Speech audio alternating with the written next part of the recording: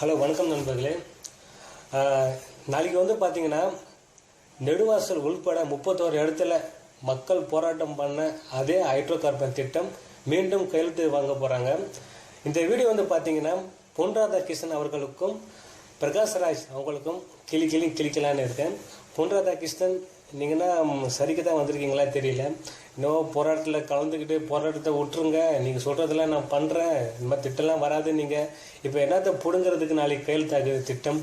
அதுவும் இல்லாமல் பிரகாஷ்ராஜ் டெல்லியில் வந்து பார்த்தீங்கன்னா விவசாய மக்கள் வந்து போராட்டப்படாங்க, கேட்க எந்த ஒரு நாதியம் கிடையாது. கேவலம் நீங்கள் நடிகர்கள் நீங்கள் என்னத்தை பிடுங்கினீங்கன்னு தெரியல. அதில் வந்து பெருசாக வந்து பிரகாஷ்ராஜ் எங்களுக்கு தெரியாதா, எங்களுக்கு நீதி வாங்குறது எங்களுக்கு தெரியாதா.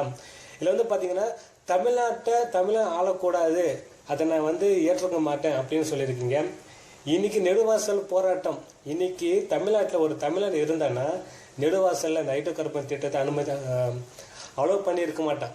ஓகேங்களா. அதே போல் வந்து மீனவன் நம்ம இப்போ வந்து சுட்டு கொண்டாங்க, அந்த தவறு நடந்தே இருக்காது. ஓகேங்களா. இன்னும் ஏகப்பட்ட பிரச்சனை இருக்குது. தமிழரோட வீர விளையாட்டு ஜல்லிக்கட்டு அது இன்னும் வந்து காரணமாக நடந்திருக்கும். தமிழ்நாட்டில் ஒரு தமிழன் இருந்திருந்தானா இந்த பிரச்சனை வந்திருக்காது.